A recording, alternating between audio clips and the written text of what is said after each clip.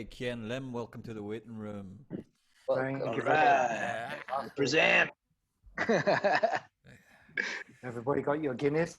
Cheers. Oh yeah. Cheers, cheers. Not Guinness, but something harder tonight. Are you Really? Whiskey?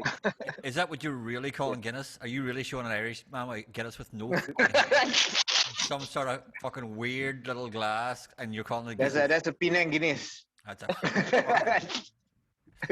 fucking insult. My people have gone to war for less.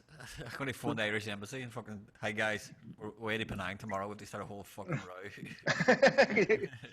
You're gonna raid a bunch of Irishmen. Gonna raid your apartment. There's about 6 of us in KL. We should be okay. Do you actually know 6 other Irishmen? No, I know actually. The only other Irishman I knew in KL personally was Paddy. Oh, Paddy Usher. Paddy Usher, yeah. He's here now. Oh, but he used to be here. I have no idea where the fuck Paddy is now. I haven't seen him in years. But he was. All right, Ken. Let's get to Ken. Hi, Ken. Hello. How are you, Ken? What have you been up to during this MCO? MCO. This particular one or? No, the whole thing. Let's go from how it started. Well, I used to be a music curator, as you know. I'm no longer that. I haven't been that since March, was it? Yeah. Yeah, correct. Yeah. So, so I've been doing other things. That was in the China House. China House, yeah, in Penang. Yeah. Shit, man, March. Fuck. It's like fuck. Yeah. So now I'm my occupation, I guess, is content creator. I'm creating content. I'm also going to start doing more photography. Nice. You might or might not have noticed that I'm posting like a shot a day, 1 picture a day on my Instagram. So that's a bit of a discipline for me. Also, I've opened a shop online, a Etsy shop, selling. I've got 1 print on sale at the moment. I just started it this February, so I'm going to add on more. And then apart from that, I'll probably start another YouTube channel about being a newbie with the Fujifilm series of cameras. And anybody who wants to come along can join this journey. So I'll be starting that and creating more content for the guitars, pedals, and things as well. So I'll be releasing 2 videos per week. Yeah. Cool. Have you been writing new and music? apart from that, yeah, I've also joined sessions live. Yeah. So I'll be doing that as well. I finished the audition last week, so got through. Oh, cool. Yeah, writing songs. Yeah, I've been writing songs. I've got 1 song on the go. A friend actually put some lyrics on online, and just said, and then she tagged me and said, "Oh, probably you could do something with this. You could write a chorus to this." And I said, "Okay, on." So I wrote a chorus. So that's very simple to write the chorus. It's just the rest of the song. Nice. Taking a bit longer. So not too bad. I mean, it's been 2 weeks since. So, but okay. And of course, you're a new father during this fucking MC lockdown, which must be. Well, that's the toughest job. 10-month-old father. Yeah, if you take it as from when he was born, and obviously longer if he was in my wife's tummy. They're not here at the moment, so they will be back on the 14th, hopefully. Fingers crossed. Where are they now at the moment? Greece. They're in Greece. Oh. Okay. Cool. Yeah, Okay. because What's your boy's name? Orpheus. Yeah. Orpheus is in Greek. In English, is Orpheus. Orpheus. Yeah. Okay. Yeah. Cool. Face. Yeah. Nice. It's such a cool name. Yeah, Orpheus is the. It's a. Has Wise got a cooler musician. name? Has Wise got the second coolest name that I know of next to Xerxes? Remember Xerxes? Yeah. Yeah, Xerxes had the coolest name, but your wife, what's your wife's name again? Because I remember it was the second coolest name I've ever. Aphrodite. Aphrodite. Yeah. There you go. Yeah. All right. I can say, yeah, it's very apt. Hey, listen, guys, I'm not talking about lust, okay? I'm talking about love. Of course. Yeah. Well, we were thinking about it's always love. What do you know? Like, you're not married, lah. I mean, usually when you talk about love, everybody goes quiet, right? Not in this fucking room. Not in the waiting room. When we talk about love, yeah, everybody's like, okay, yeah. So that's how I know. So generally, for the first segment in the waiting room, we like to take the guests through their musical journeys, Ken. So why don't you take us back to Woodstock and tell us what it was like there, since you were probably there? What, Penang? No, Woodstock. Woodstock. I wish I was actually. Sorry, that's the only actually, old age joke I'm going to stick in tonight. Like it's the only one. Right? Actually, I do remember since you're older, you probably do, yeah. I do. I think if anybody was around at that time, I was one of the things I remember for that. I was driving around the roundabout near University Malaysia, where these down there. And I remember I was also at the same time multitasking and opening a roll of weed. Right? And Woodstock? times, Which Woodstock are you talking about? I'm talking about 1969, not 1990. Yeah. You're not that old. Ken, what the fuck are you talking about? You're driving. It's the time. Oh yeah, that's right. Different time. Yeah, 69 hours. I told you guys. He let us slip. He's actually a vampire. He was literally driving around in 1969. He just let us slip. Like he literally is a fucking vampire. Where's the bath of fucking virgin's blood? Because I know it's somewhere. Where the fuck is it? Tell us. No one watches this podcast anyway. You can tell us. No one's ever going to know. It's okay. Oh man! But anyway, so take us on your musical journey, Kien. Okay, who was it? Who was it? What was the source? Everybody's got a source they can pinpoint. Well, I started off as a guitarist, and at the time it used to be mostly. I was actually the first kind of rock group I heard was Deep Purple, really. And at that time as well, I was listening to John Lennon because my sister's boyfriend bought her music. And happened to be John Lennon, Plastico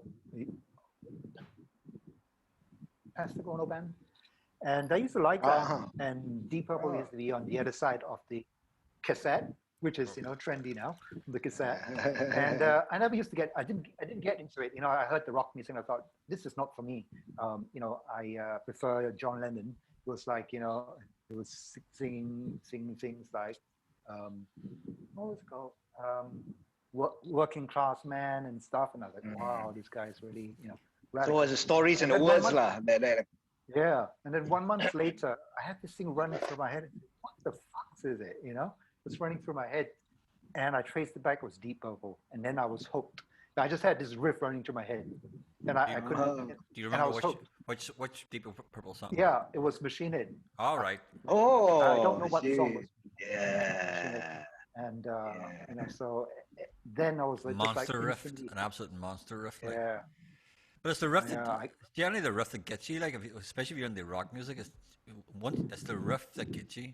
Yeah. You might not know what the lyrics are saying or what's going on, but you hear a fucking good riff and you're just hooked. You're just stuck with it then. Yep. For life. And the thing that drew me to music really was. It was so magical. I didn't know how it was done. When Richie Blackmore was soloing, I just thought, what is this? What is this? I don't know what it is. To be fair, people are still trying to figure out how Richie Blackmore did some of the stuff he did. Like, it's a little magical. Like, even today, people are still going, "The fuck did he do that?" It was like I was just completely intrigued. It was just like it just blew my mind. Yeah. So, and ever since then, I was just hooked onto music and grew from there. That's how I got to rock. Then, of course, Led Zeppelin, King Crimson. Would this be in early to mid 70s? 70s, yeah. Yeah. It would be 70s. Because I remember King Crimson was out then. I think it was 72, something like that. And then who else? Led Zeppelin, yes, of course. Oh, just prog city then? It was all prog. Led Zeppelin 2 used to be one of my albums. I was thinking, wow, these guys are great. So I got into rock very early, and then all the British side of things like Budgie and Wishbone Ash, all those things. They were, really interesting in the sense that they were all fresh to me, Yeah. and they all had their own thing. So I went through all that and Rye Heap. Wow. And of course, this was back then where you had to go and dig and find You the, gotta the search music. it, yeah. Records. Yeah, Records. Yeah. The records. yeah, records, man. Yeah. But, Pink Floyd, obviously. and those, and, back in the early 70s then, was there any Malaysian radio stations that played British rock There music? wasn't or- actually. No, there was only RTM, and RTM wasn't, playing very much apart from play music and traditional music and stuff. And they therefore Yeah. So how were you? Um, How do you get yourself exposed? Like, Actually, where were you getting the The resources? first time I got a record was when my dad was loved music. So he used to buy classical music, and I listened to Tchaikovsky, Chopin. He had records like that. And then one day, there were three of us, my sister and my brother and me. And my dad said, "Okay, here's some money. Go and buy yourself some records." Oh, specifically, he to the said buy record shop. record. He gave me money to go buy records. That's cool. Yeah. You may buy records. And of course, at that time, you didn't get the originals; you get pirated records. So Yeah. Hold on. Yeah. Was it Yeah. pirate? Was it pirated tapes or Yeah. or pirated actual records? Records. Actual HD records. Records. Pirated Yeah, yeah. records. Yeah. I don't think I've ever seen a pirated record. Oh, really? Well, welcome to Malaysia, man. Even Yeah. vinyl, we already pirated, man. Way ahead of the curve, man. How did you, how did Probably you, the records in Ireland all pirated from Malaysia, man. how did you pirate them? Because it would just the thing about pirated tapes and stuff like that is cheap to do. Pirated records would be just as expensive as the normal record they fucking make. No, the fact is that the actual cost is fucking low. The shit that it's selling you for is overpriced. That's all, man. But that's what I'm saying. It would the cost to make the pirated record would be as dear as. Just a much, yeah. I'm just trying to figure out how do you make it because it's records. Probably are- volume. Unless they stole it, lah. They No, stole it definitely like by not, the because, ships and then they sold it. No, Is there, because was there a the gentleman that- covers, the was album there- was- covers. Was there quality fucking degradation in the pirated? Do you To have? tell you the truth, You don't know. at that time I didn't really know. I would love what to the hear a quality- pirated record and the original to hear what Yeah. the difference in. I guess it's like buying a VHS and then you get a cinema copy, lah. Yeah, I can't say. I mean, I can't say. Oh my God. Anybody, That is Yeah. the longest. That is not the longest silence in the waiting room. Yeah. No, because I used to buy all pirated VHS and there'd be good quality Oh, and there'll yeah, be pirate the split V- one you see the hits. Yeah. Pirate VHS is you pressing tracking all day long and trying to get the fucking settle track. Yeah. But so was it? So was it What the- record you get, Kien? Yeah, was I it? got Chicago. Was it the 25 art- for, hey? Shit. Was it the artwork that Chicago. drew you to it, or did you get to listen to it prior to buying it? You get to listen to the tracks. Yeah, you can ask for it and you can just skip tracks and you Nice. can listen to it. But was it the Right. artwork that drew you to it? You went, yeah, that looks cool, and give me a listen, and then yeah, it sounds cool as I well. mean, to tell you the truth, I was listening to that and I was also listening to things like Karen Young, Simon and Garfunkel. Oh God. So I didn't really have I didn't form any sort of preference for music, Okay. musical styles. I was just like, listening to all sorts of things. It's like I said, when my sister got a boyfriend and the boyfriend started bringing all the rock stuff and all the other stuff. That's when I got into rock, Deep Purple. But before that, I was listening to classical. I was listening to loads of stuff, loads of memories. My dad's popular hits then. At that time, it used to be like 8-track cassette, the 8-track. Oh, those things. Yeah. Those things shit. And he used to put it, and I remember I used to be in the back seat of the car, lying down, driving through Kuala Lumpur. I remember especially the station Kereta Api, Kuala Lumpur. It was very unforgettable, going underneath there and listening to "I Wanna Be Bobby's Girl, I Wanna Be Bobby's Girl." Da-da-da-da-dum-dum. Nice, man. Hawaii Five-O. Ah, That was the dad selection. cool. So I thought it was pretty cool. Book I them thought it was down. really pretty cool. Yeah, Wow. yeah. So I was Oh, internet. When my Alamak. sister got a boyfriend, he also. Ken, you seem to be cutting out there a bit. Oh, now okay. Yeah, we lost you a bit there. Okay. No, Yeah, you're okay now. Yeah. now just restart what you were saying, I guess. We Yeah. can edit that part out. Yeah, but Yeah. Yeah. So I was saying that basically I had taste of music from when I was pretty young already, and I don't know how far I went before I got cut off.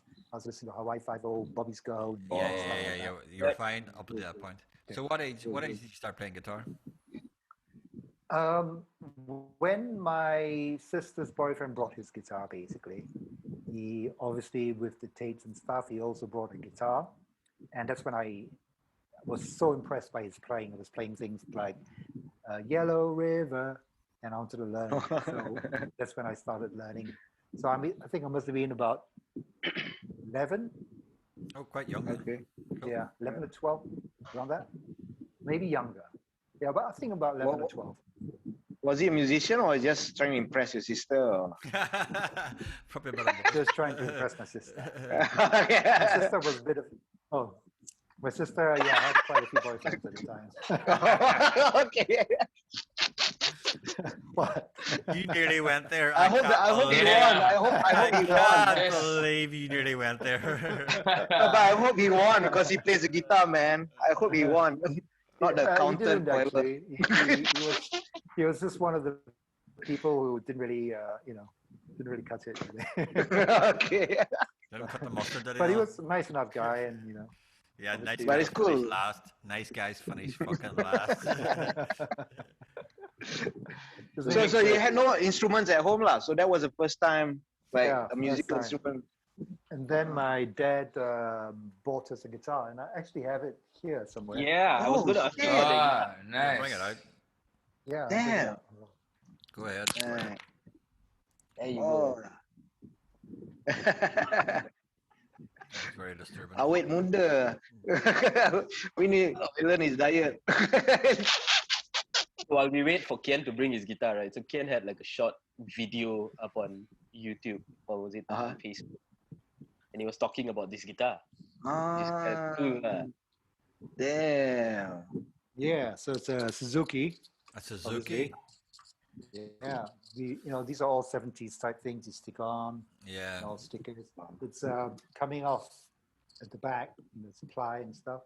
But it sounds. I really like the sound of it. I think it's great. Ah. That's got that old twang. Yeah.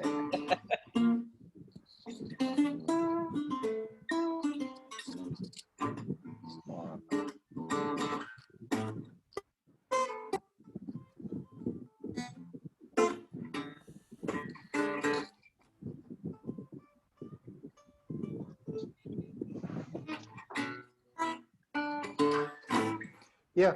So just the Wow. guitar. I still love it. I think it's got something. I've actually played a song with it on the YouTube channel, and I really like the vibe of it. So this is one I'm gonna just get the back done and just keep it because it's my Yeah. first guitar. It's our Wow. first guitar. The kids. How old's the guitar? Oh, gee, I don't know. Must be 70s. 70s Wow. again. So nearly 40 50 plus years odd old. years. 50 years yeah, old. 50 years. Yeah. Damn. And it Damn. survived. So do you remember Suzuki Violin Company. do you remember the first song you learned? The first song, I think it was probably Yellow River or one of those songs, or it could have been even more like Bobby Winter or Three Dog Night. I can't remember exactly. The first one. Nice. Yeah. Yeah. That was just by ear, lah, of course, right? You couldn't. No. Oh, you had the somebody book, taught me the- chords. Yeah, I had the Okay. book and people taught me chords as well. So Okay. for me, it's like, yeah.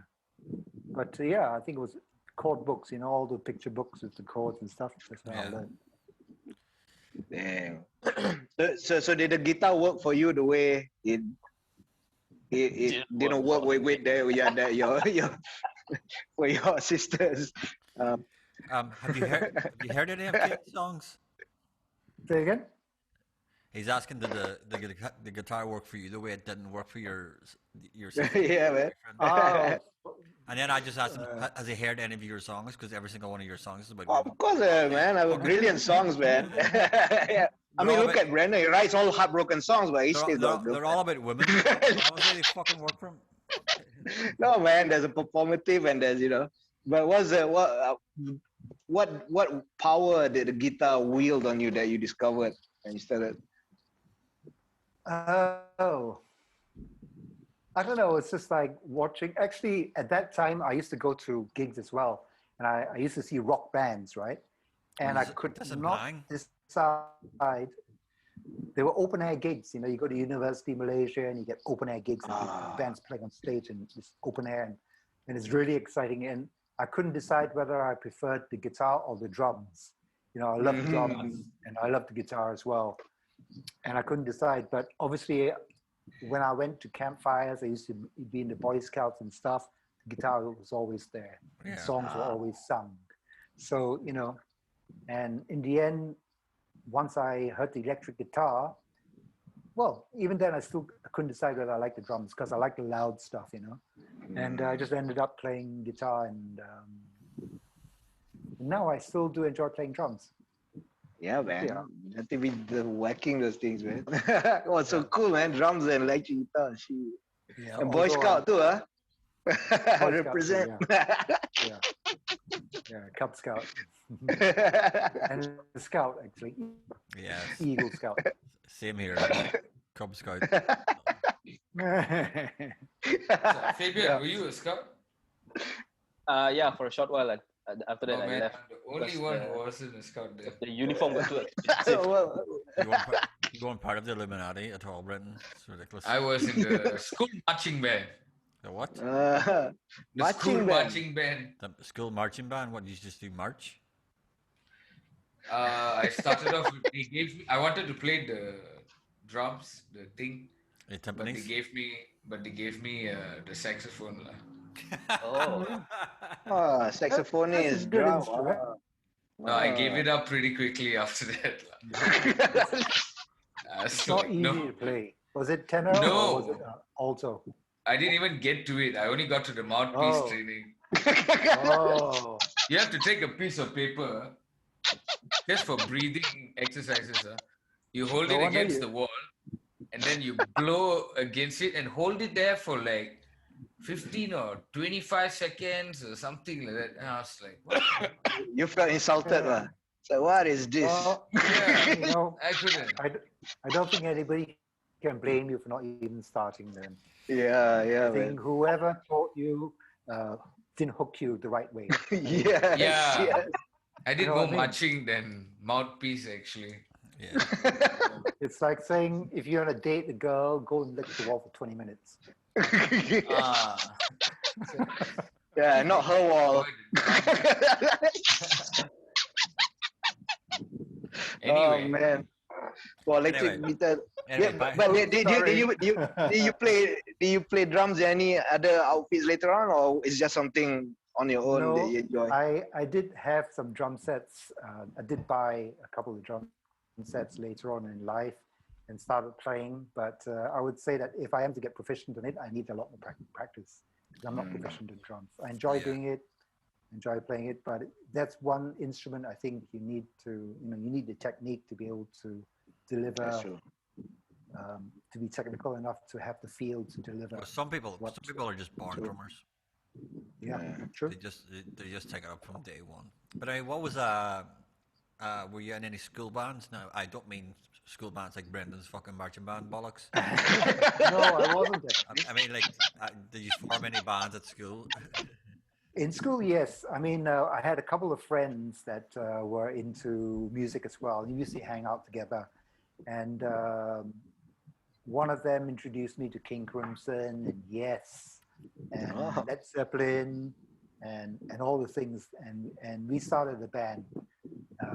And at the annual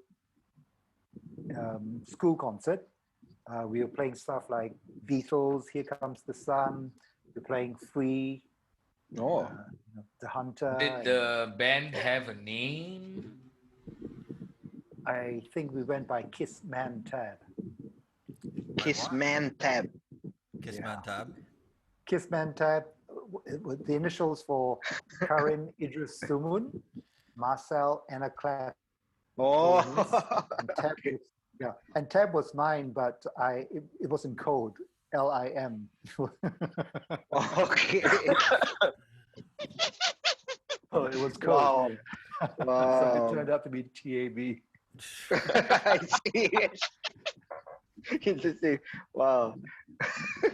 And Were you Was already that playing so- the electric guitar, Ken, by then? Say again? Were you already Electric playing guitar. the electric guitar by At then? that time, yes, I was playing a guitar. It was DIA, DIA guitar. It was, Oh, Japanese DIA. guitar. Yeah, You know, yeah, do you know it? Yeah, that's Used to like be a classic. copy of a Les Paul.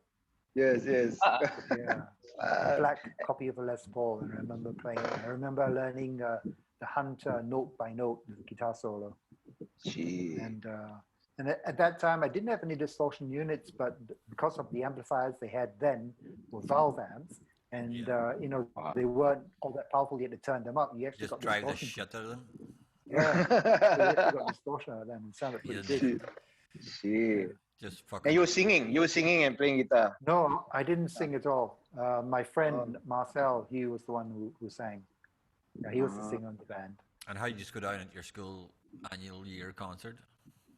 I think we went out pretty well, but I don't think we cared anyway. Yeah. We just like we just jammed, you know. It was just like so much fun. And I remember in the even in the Scout then, we used to jam there. I used to drum on anything. I used to take drumsticks or even I had chopsticks. I just used to bang stuff and make noise and do stuff like that. So it was just really, really good fun. I was so excited by music. It was just like, you know, and so were my friends. So they were good friends to have. What you said, none of your siblings play music though. My siblings, no, none of them. They did play guitar. They did take piano lessons. My brother, not at all interested in music. My two other sisters, they were interested, but not that interested. I think I was the only fanatic in the family. Nice, So, nice. you know, and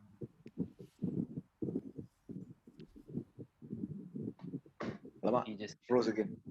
Did he hang again? Oh, he's recollecting. oh no, Ah, is it okay now?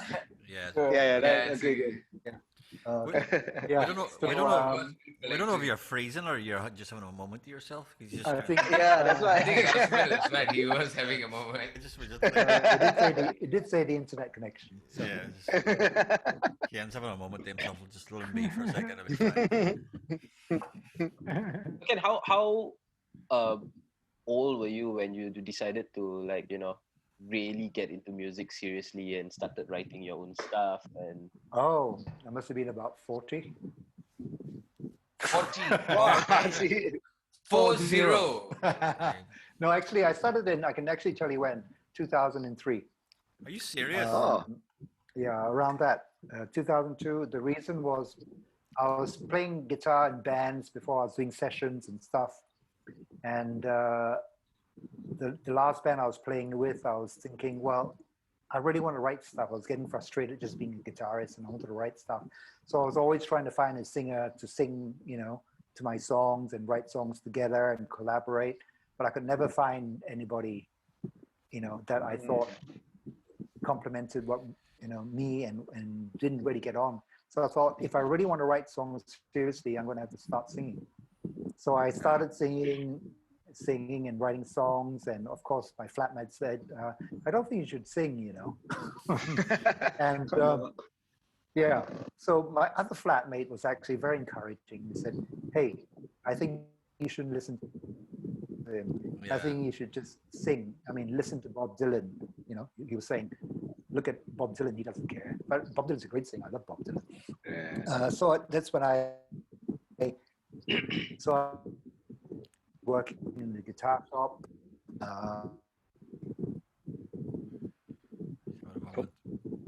The window, you know, and it said, you want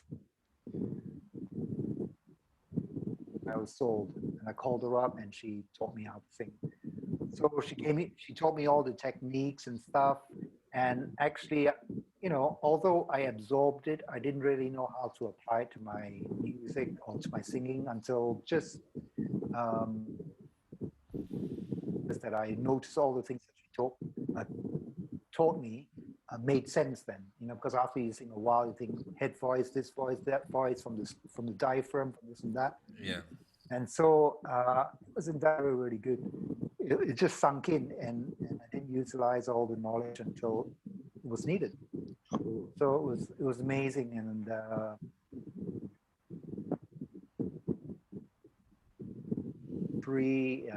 I recorded my thing and released it. And then didn't really do anything much. I was busking on the underground. I was busking all my original songs. This was And the first time abroad. I busked, I thought, This was "My abroad, goodness, right? I'm playing my own songs." This was abroad, London. right? Yeah, I was This in is London. London, right? Okay. Yeah, in Yeah, I London. think Hold on. I think this is a good point to because we're coming up to Yeah. the end of the first thing, and then we'll move on and we'll start discussing London because like you spent a good long time in London, so I think for the second half of the show it'll be a good point to like go into why you went to London and then your journey Yep. in London before you came back to Okay. KL and started then doing your something else. So second half of the show will be all about London and that musical journey you took in London. Okay. London calling. Yeah, Hey guys, Yeah, man. London calling. before that, Sorry? am I the only one, or is there like some kind of wind sound? Is there a wind Oh, sound? it may be it may be my fan. I'll deal with that in a minute. Ayo. Okay. All right. See you next time, Derek. So we'll see you in about 10 minutes, guys. Okay. And we're Right. back with part 2 of the Kien Lim podcast. Thank you, Ken, for being here. So, Right. London. Yes. How did you get there? Where was the journey to get the manage to get you? Because you obviously just didn't move to London, so obviously you went to university here, or did you go to university in London? I went to university in London, but I Okay. didn't go there for it. Basically, my mom said, "Oh, you were born in Brighton, and I don't want you to lose your citizenship. So I think you ought to go there before you're 21. So you know." So you were take born me in with- you were born in the UK. Yeah. Okay. There you So- go. Yeah. So basically, she said, "Go there before you're 21." And so when I was 21, I went there. Okay, cool. And Did you go to London or Brighton? I went to London because my sister was in London at the Okay, time, cool. so I stayed with her. Yeah, Oh. they were It's living- funny that you're born in Brighton and Brighton beat Liverpool yesterday. You just brighten up. I just Derek Day. lot of Wow. bright reminders today. Oh my goodness! There you Yeah. go. I mean, what are the odds? Come on. It's so Fated. So Okay, back to Kien. Back to Kien. Back to It's Ken. just Sorry. again. so fun to see United fans get their balls back again. Like, because about 6 years have been literally testicleless. So like they got their balls back. They're all big men now again. Okay. Okay, back to music. Back to music. Back to Ken. Back to Ken. Enough talking about balls. Okay, enough. Yeah. All right. Back to UK again. Yeah. So, what Yeah. was So Sister's basically, I went to my sister's place in East Finchley, and my sister said, "Well, you know, now you're here, you ought to get a job." I was like, "What? Get a job? I didn't plan on that." I was gonna be a No one musician here. Yes. So I got a job in a pantry up in Whetstone, which is she lived in East Finchley. So I did that, and you know, I arrived. I think it was sometime in April.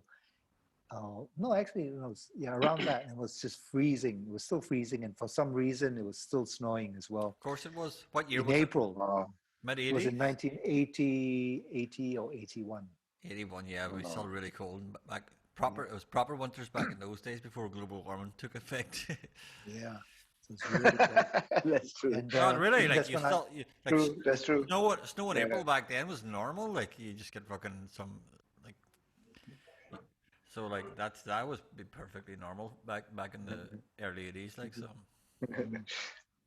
And that's where I first experienced dry skin. You know, I went out in the cold and I started flaking here and there. And I used to turn up at work and I used to have flaky skin. My lips used to You got crack. ashy. You got ashy. Yeah. I've That's never, my first experience leaving Australia too. I go there in the winter. I've never I experienced I that. laughed and my lips cracked. It's like, oh, then Yeah. pain to laugh, Ooh, man. Yeah. Yeah, it's crazy. And so ever since then, I've had to use cream my face and stuff. And now when I'm back in Malaysia, you know, before I left Malaysia, I didn't need all this stuff, right? I got to England, I needed the stuff, and now I've come back, I still need the stuff. I don't know. It's That's just strange. like, you know, Oh, serious, huh? Like, Oh. I've never needed anything like that there. I have no idea why. Like because when I moved to Malaysia, I was fine. Like and like I've seen the Bill Burr, the comedian, has got a sketch about fucking.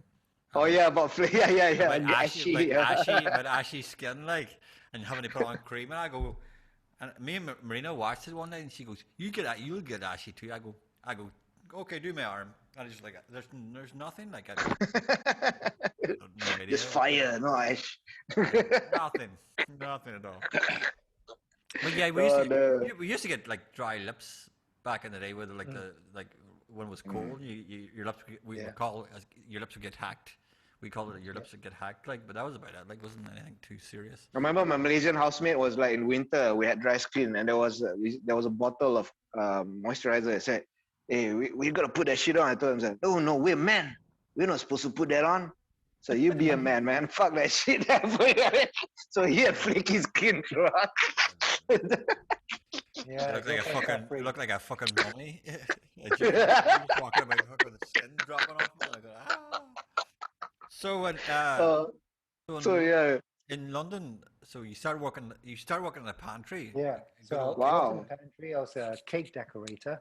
you know. Okay. Oh shit. Yeah. So I used to, you know, the cakes were pretty good, you know, carrot cake, you know, usually at the end of the week they have surplus of cakes and they say, go and take the cakes. And I used to take cherry cakes, you know, walnut cakes, carrot cake, Nice. which would be my favorite. And I'd have to decorate it, you know, you put it in spindle, spin it around and go, psh. Yeah. So you were learning this on the job, first time doing cakes. Yeah.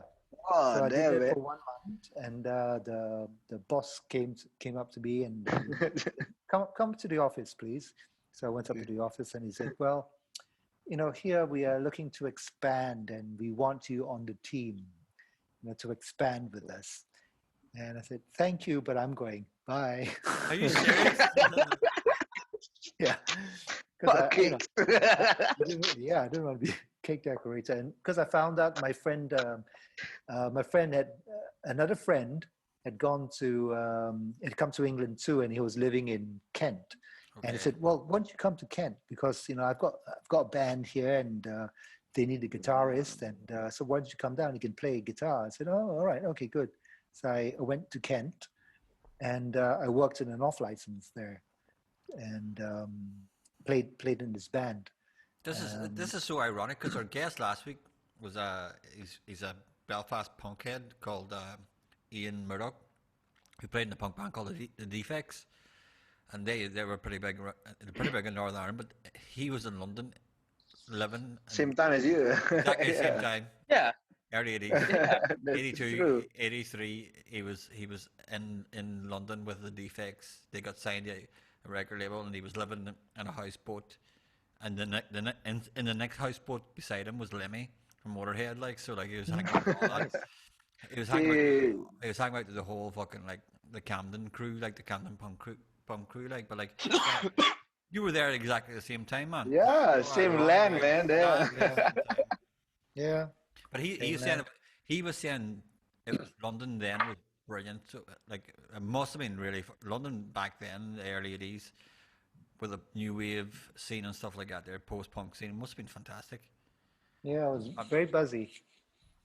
A lot of buzz, and so I was in Gravesend. Yeah. And my friend, the person I stayed with, was a pianist as well. So he used to play piano, and you know, I used to be so into his piano playing. he used to play like he used to come back from work. He used to work downstairs in Victor Music, and he worked there. And when he came back, he used to get stoned and play piano. I just used to sit in the corner, be stoned, and listen to this fantastic piano playing, and it was really good. And and we went to see a lot of bands. He had a friend who worked in the same place, and we saw a lot of bands around Kent, you know, all in the pubs and stuff. It's very, very, you know, exciting because there's so many different kinds of bands there. And at the time, you know, it was like, I think Echo and the Bunnymen were happening and stuff. Yeah. And we heard that kind of music. We heard rock music.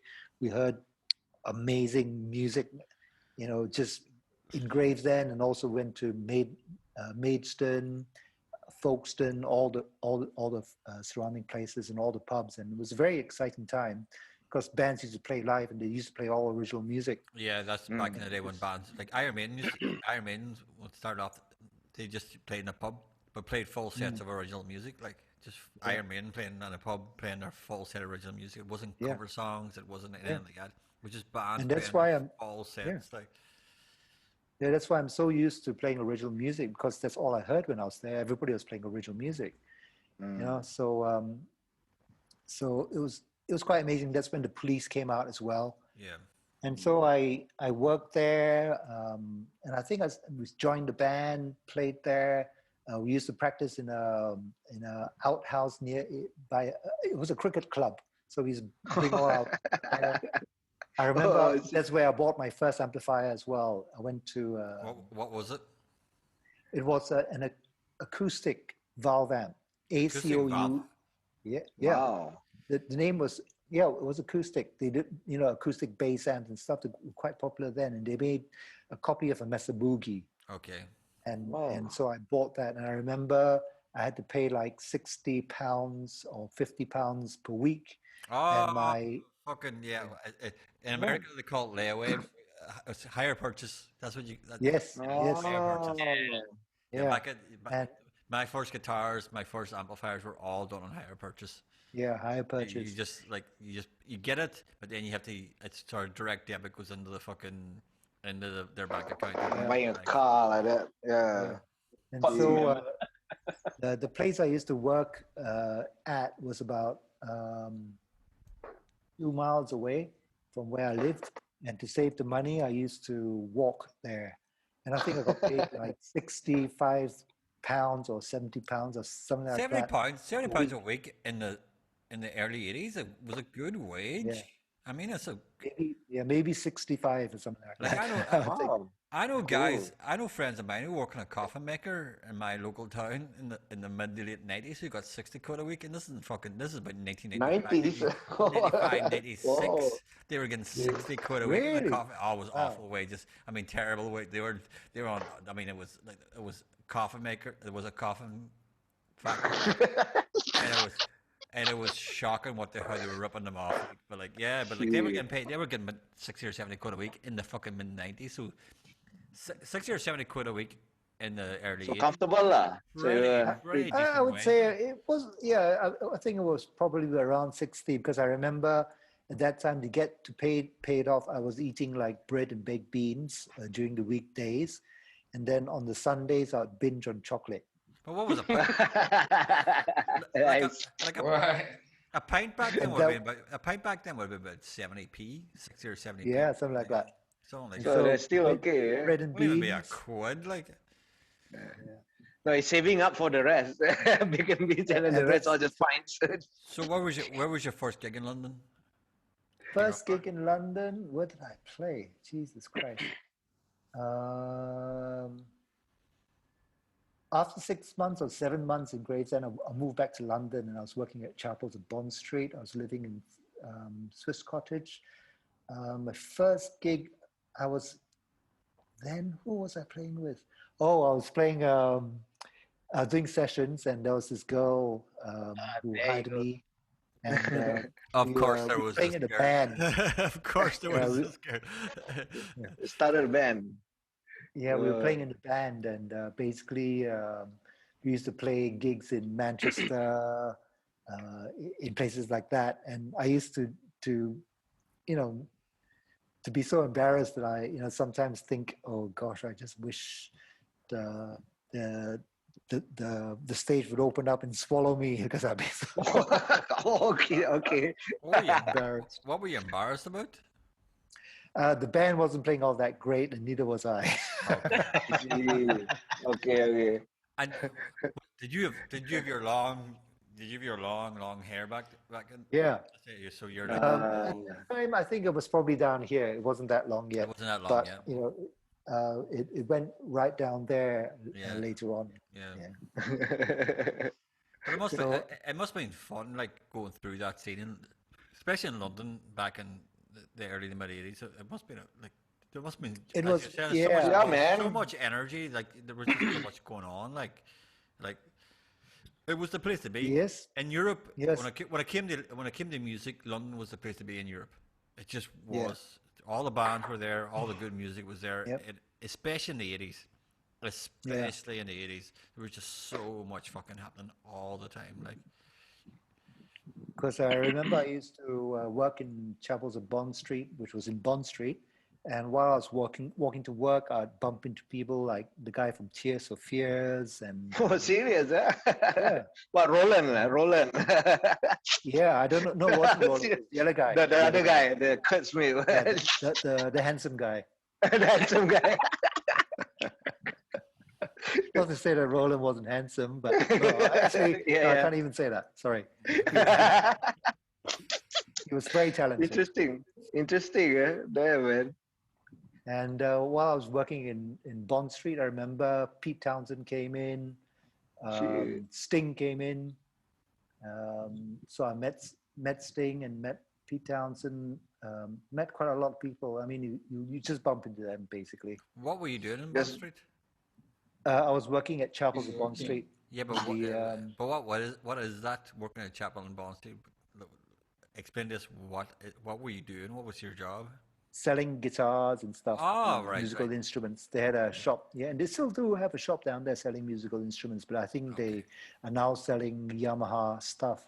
Okay. The Campbell, they're part of Campbell, which is distributors for Yamaha music, Okay. Cool. for music stuff. But while I was working there, we were also getting Gibsons and stuff. Yeah. So I had a guy, the manager was Sid Bishop, and he was a very well-known vintage guitar expert. And, he used to Luthier? play in the blues. Huh? Was he a luthier? Yeah. Yeah. Cool. He wasn't a luthier. No, he Oh, he was wasn't? just he was just a vintage expert. Okay. And I played in his band too. I was playing gigs in his band too, because he was a good guitarist, and nice guy, and he said, "Oh yeah, come play my band." So I was playing in his band too over there. So that was that. And what else was I doing there? I mean, London is quite a haze for me because, there are a lot of things happened. And, I took a lot of substances, I can tell you that. Of course. Can imagine, man. It's the height of the fucking. It was the fucking Yeah, 80s. man. Yeah. You took a lot of substances. Yeah. Oh, yeah. Then I joined another band. I had a friend who used to work in Hammersmith. And that's when I was introduced to mushrooms. And, we used to go to Richmond Park and pick our own mushrooms. Oh, And, man, cool. Oh, Jesus Christ. I mean, that was the time when I was just horrible like, drug. Horrible drug. mushrooms. Well, I they still haven't are. tried a mushroom. Oh, it's lovely, man. Shrooms are good. I think The- it It tastes sorted like me out. fucking shit. No, it sorted me out. It's not the taste. You don't eat that shit for the taste, man. You eat Yes. for the enlightenment. If you want enlightenment, there's better ways to go about it, and there's better drugs to go about it. Like if you really want that. No, but I had Slang mushrooms. But cool, man. But hey, but how was dealing with? I mean, like these guys. Okay, I mean, you had Pete Townsend and Sting come in the store. How were they as customers? Nice guys or? They just were nice assholes? guys because there were, apart from the manager, there's another sales assistant there, and he was also a guitarist, an Indian guy actually. And his name was Siva, I remember. and he was a guitarist, and he knew a lot of people. He knew Alan Holdsworth and John McLaughlin, and he used to be a fusion guitarist. Oh. And the people who came in to see Sid, I also met the guy from Thin Lizzy. What's his name? Phil Lynott. Phil. Oh. Yeah, he used to come in there too because he knew Sid Bishop, and they were chatting all the time. So I met Phil Lynott. So met quite a lot of people there. Are you sure Sid Bishop wasn't a fucking drug connection for all these fucking guys? Yeah, those guys No. in the guise of looking for guitar strings and coming something else. This guy's breaking a lot of strings, coming in every day. Yeah. You guys are coming looking for Sid a lot. Like, what the fuck is going on? Like, Give me another box of picks, yeah. but Phil's great. Like, Phil's. But he must have been. But he must have been by the 80s. Phil, was he still strong? That was when he was like, right? He was in the midst of his Phil probably by the time By he was then. working there, he was definitely in the midst of his heroin addiction. Oh, Way in the midst of his heroin addiction, like, unfortunately, like, so. yeah. Yeah, he was in a pretty bad way. And by 83, 84, he was in a pretty bad way. There you go. He wasn't there for guitar strings. He might have been. He might have. He was strung out. He was strung out. He was looking for strings. He might have been just his friend, Oh man.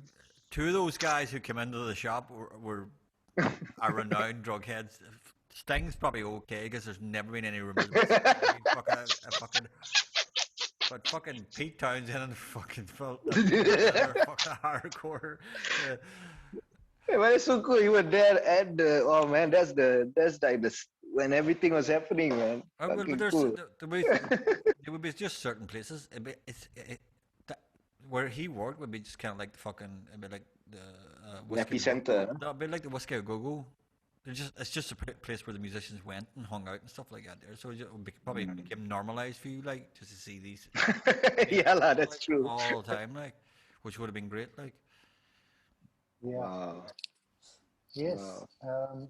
So yeah, I mean, that's when I first got there. I was still in my 20s and stuff.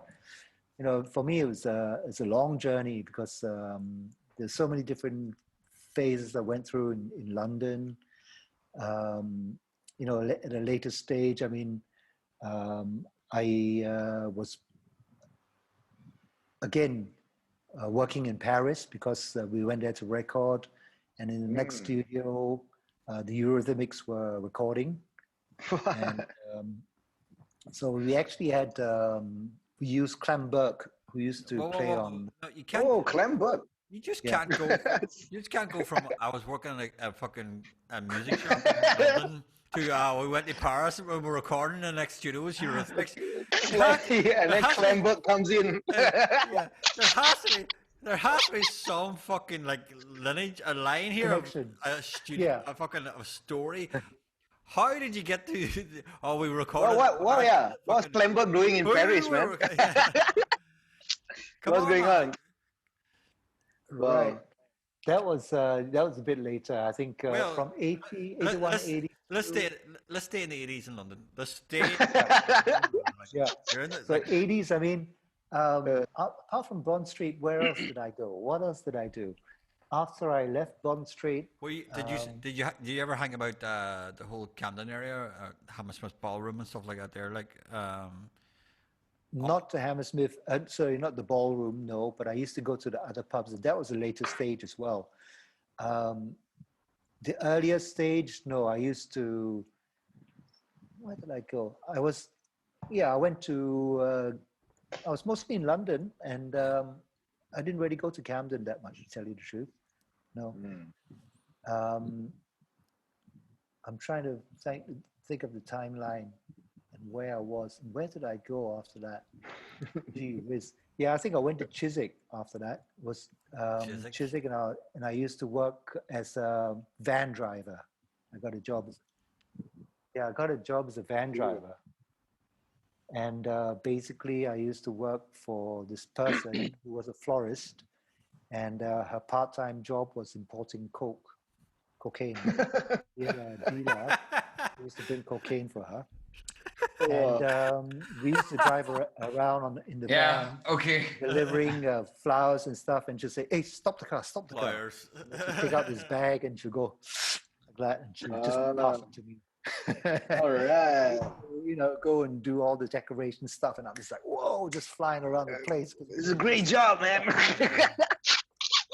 So now you know in the UK, somebody say they drive a van.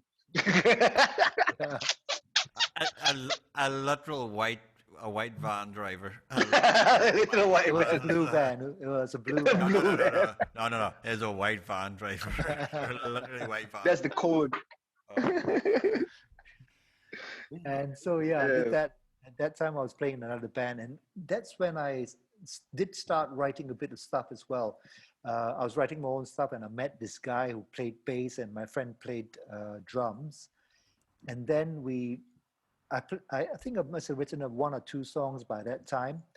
And then we recruited another guitarist and singer, and he had loads of songs, and his songs were just amazing. Yeah. Amazing songs. What was the name of the band? That's what's the name of the band? Mixed Blood. Mixed blood. Mix is M-I-X or M-I-C? M-I-X. Oh, Mix. M-I-X. And mixed blood, not past Mixed. tense. Mixed blood. M-I-X-E-D. Yeah, mixed. Oh, blood. mixed blood. What happened to him? Did he later on? Did he still make music, or he just I disappeared don't off know the what map? happened to him. Yeah, he disappeared too, but he used to just be rolling joints all the time. He used to play. His friend was into teas, so we had Lapsong Souchong, we had all Wow. these teas, and he would be rolling joints, and he'd be showing us his porn magazines, and he says, "Oh, don't worry about that; those stains there, I jerked off in the book." Ah.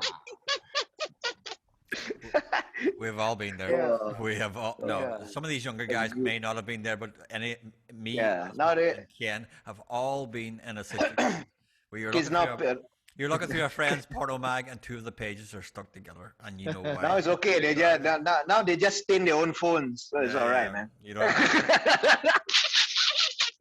you Then two, sanitize the phone. you two boys have never gone through the horror of looking through a friend's porno mag and wondering why the pages are stuck together, and then the realization exactly why the pages are stuck together.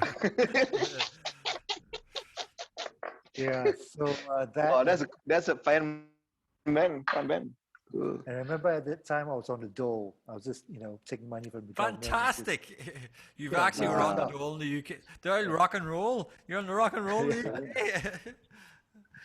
UK. So I used to go to the pubs very often. Yeah. Drink, get See, this is the stoned. best thing. This is the best thing about being on the dole in the UK or back home. That you're on the dole, you're not working, but you're still in the fucking bar all the time drinking. Power. Because when you're on the dole, your rent's getting paid, you're getting all shit Yeah. for our thing. So your money's just fucking. You just drink. Yep. You just drink your fucking Yeah, money. man. Right? Salad days, man. But the dole couldn't be that much back then. Like, what, about fucking 20 quid a week or something like that there, maybe? Yeah, but 20 or 30, I think it was. Yeah, around but the then. alcohol was so 20, cheap. Back then, you'd be 20-something, yeah. the cost was low. man. Yeah, but your rent's paid. Like the dole pays your rent, Yeah. so you're fine. Like so. How long were you on the dole? Oh, I mean, I think that was the first time I started, on the dole, and I went on the dole several times, basically, as long as I could, basically. It's very, very important to sustain musicians, dole. Listen, the Yeah. dole, being on the dole, I've been on the dole. Yeah. I was on the dole separate. In Ireland, what we had was it was called the Back to Education Alliance. So Okay. what it was is like if you were on the dole for 6 months prior to applying for a university course, then you would get the dole throughout your university degree. So like, Wow. so I made sure I did that prior to my degree and masters. So I got the full dole the whole way through my degree and masters. Like, Wow. so you get, Yeah. so you're getting essentially a wage while at university, like. And even though I was at university in Northern Ireland, this is from the dole from the Republic of Ireland.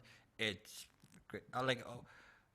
We had old sayings back in Ireland called people being dole masters. Like they were like they were like They know the system. They were like several levels above you on how to fucking pay stay on the dole for the rest of their life. Like people just stayed on the dole for the livelihood, and they were known as the dole. They were dole masters. They were like fucking, they were like they were like fucking. And how much could they be taking a week?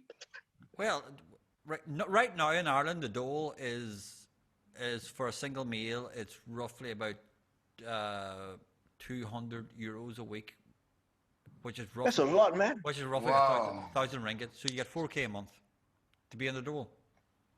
To not work. Like that's more than university graduates get. That's more than I've got for some fucking month's work. Yeah, correct. That's true, man. Shit. So a lot of my friends, like I was like, out of all my friendship group, I was the one who had a job a lot of the time. But when I wanted to go back to university, I made sure I did it smartly. I went on the dole for 6 months prior to wanting to go back to university, and then got that for the rest of the time. Like, but I So always 6 worked. months of party time. 6 just months of just being chilling. on the dole, just chilling, and then because then they just want you off the books. So then you're technically off the unemployment books. You're in education, but you still get the dole. I see. Yeah. So it was in the south. You don't get that in the UK. There's no such thing in the UK for that. But in the south, they had a thing called they still do have a thing called the Education Alliance, which is great. But the dole in Ireland is way more than the dole in the UK. I mean, way more. It's about twice the amount. Easily twice the amount. Oh, serious. Yeah, easy. So- So in the UK, the weekly dole, even now is about 70 quid to 90 quid a week. In the south is Ireland? and the south's about 200 quid a week. So it's about Fuck. Shit. and like we lived on the border with Northern Ireland, so we would shop in Northern Ireland with our dole money, and it's double like fucking. And the difference between the currency is only like 10 cents. Like one UK sterling's about 90p euro. So you would fucking, and you were shopping in the UK but living, like, I mean, you're making, it was so much better for us. But anyway, Wow. I digress. So creative. Kien, come Yeah, back. but creatively it helped you a lot probably that time. Because you had fantastic, time off, fantastic, right? Yeah, fantastic. Yes. Fantastic. The Kien, yeah. But the dole does help you. Like you don't have to worry about your rent. You don't have to worry about fucking your living expenses. You can write. You can write. But mostly you probably just drank. Mostly. If you're That's how great poets are born through the dole, huh? Listen, if you're on the dole in the 80s in the UK, you mostly just drank. Look at Kien, the knowing grin. True. Yeah. I remember drinking a lot. The money. It's almost like a daily thing because all your friends go to the pub basically. That's the meeting place. that's your That's the where you- kopitiam. you- And if your group of Yeah, friends were like my group of friends, it was whoever had the money at the time, they would buy the drink. So it was a kind of like circular. Oh. we would buy rounds. Yeah, whoever I see. whoever got their money would just they'd be the person buying the drink for that day, and then the next day the person who had the money for that day. I see. You could do it in that way if you were like It's tough to have any savings then because people know, right, how much you're getting on a dose. You can't say like, I'm out of money today. You want to save for some whiskey. Listen, you're in your 20s.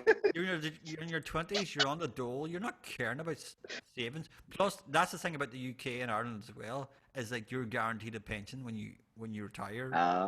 It doesn't matter how much you save. Your pension's there, guaranteed. Like so, people don't save for retirement age. Wonder. Unless you've got a good job that puts a pension in for you as well on top of your pension.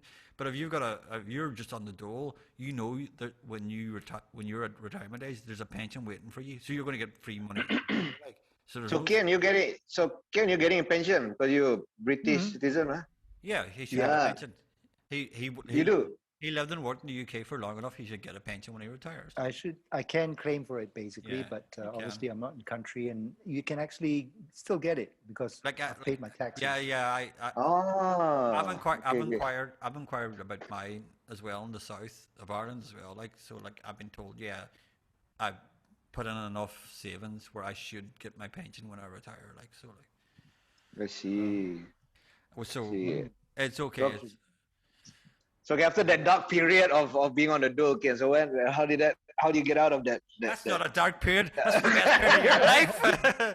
That's where you experience some of the best things in your goddamn life. You guys have never been on the road. You don't know the excitement of it. Hey, do you know irony? I was saying that's irony. That is just reeks of irony. The dark period. Not a dark period. So Some of the best songs have been written by guys on the fucking dole. Yeah, you guys are fucking lucky. That's why music sucks in Malaysia. Nobody's on dole here. Yeah. Exactly. That's the goddamn problem. Problem like here. Yeah, so at that time I was still playing in the band and my friends, and the new guitarist singer came around, and we were offered a deal by this 8-track studio, and he offered to record our songs and do all the stuff. So we recorded some songs, and then after a while we were just getting frustrated and saying, we want some money, we want this and that. And the guy said, well, actually I can't give you any money, and if you think that that's the way, then we better part company. So that band went from doing something to not really doing anything. And in the meantime, I met another guy who was living in Turnham Green, and he was a keyboard player and was playing and writing songs with another friend for this French singer called Ronnie, and she used to be an androgynous singer. And she was quite popular. She used to mix with Steve Strange and Ultravox. And Wow. Well, I think this is a good point, because our next session is about to This end. is gonna We'll be the move French into the connection. 90s with the So French. this is flying off to Paris. Cool. And our next section, are you okay to do a third session, Ken? Yeah, That's just go on forever, this fucking podcast. This is so fucking cool. We'll start moving into the 90s with the French connection. So like French connection So- from London so- calling to French connection. We will do 8 sessions today. yeah, so we'll I see have two French everybody. connections, We'll see everybody in 10 minutes. Okay, guys. All right. Bye. All right. Cheers.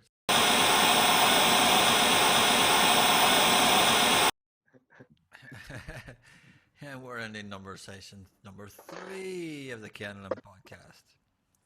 All right. Welcome. Thank So, you. Thank you. Trilogy. Trilogy. France. France, yeah. So Yeah. got there was the person who I was staying in Turnham Green. He was playing for his French singer, and the band was looking for a guitarist. So I went for an audition, Care to name her? and Are you allowed to name her? yeah, her name's Ronnie Theaton. Ronnie Androgynous. So she liked my guitar playing and said, okay, join the band. So What year would this be about? oh, wow. I think now it's coming up to 86 maybe. Is it? Still mid 80s. No, hang on a sec. I'm still not born. I'm just waiting for a time when, yeah, Brendan's in the world already. Nope.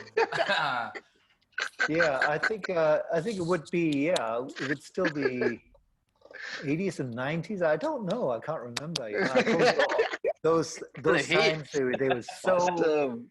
were so Doesn't matter. Yeah. Can I So Google? conventional, yes. I So good, better yeah. Google. So yeah. Anyway, her name was Ronnie Theaton, and so she used to. And at that time, I was working in another studio now, and this time I had long hair, and I used to work for. That's when I actually, also met the French connection again. I met an engineer, Raphael Preston. He used to work for Vangelis.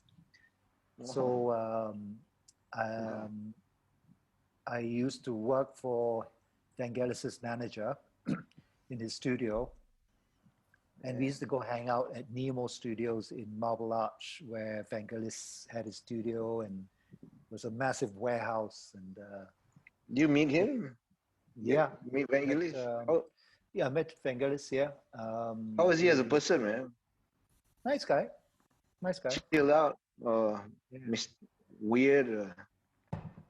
Yeah, no, nice guy. I mean, very, very sort of relaxed, very sort of very Greek. I mean, it's my first encounter with Greeks.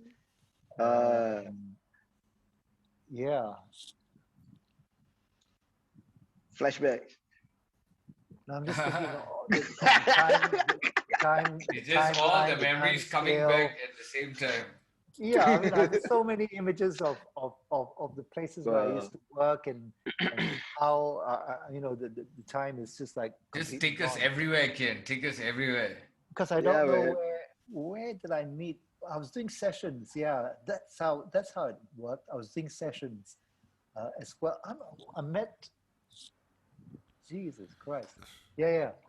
Was it before? Was it after? I don't know. I cannot for the life of me remember whether I was doing sessions and met this girl who asked me to do sessions for her, and we end up going out together. And she was married to. Of course, she was married.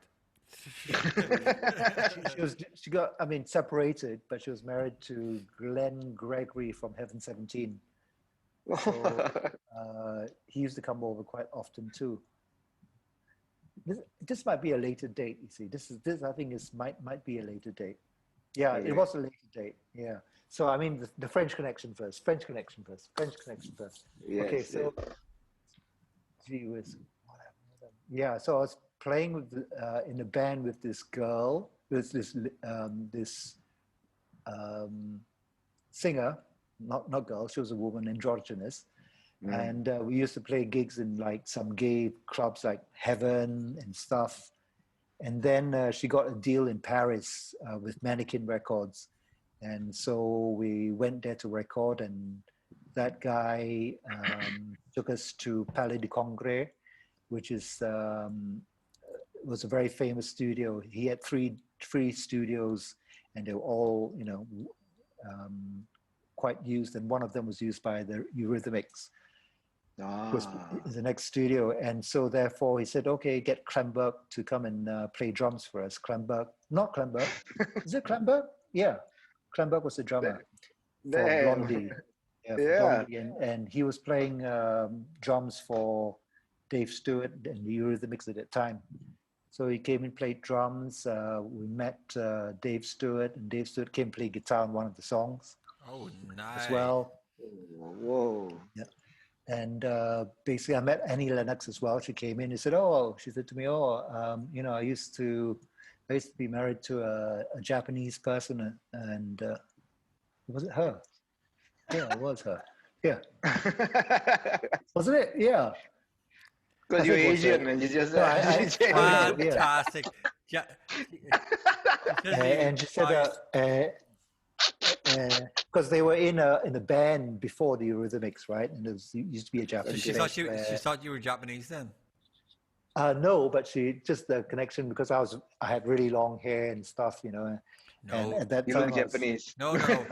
Let's just set it in stone. Annie Lennox thought you were Japanese. Annie Lennox is a racist. That's just fucking joke. Which is ironic because the first time I seen Marina, like I asked my friend who had brought me to the party that Marina was first at. I go, who's that girl? He goes, who? I go, the Asian girl. He goes, oh, the Japanese one. That's fucking Yanti. Japanese one. He denies it to this day, but he definitely says to me she was Japanese. Like, so for the first hour, I thought Marina was Japanese. Like, so. Funny lad, Annie Lennox come in.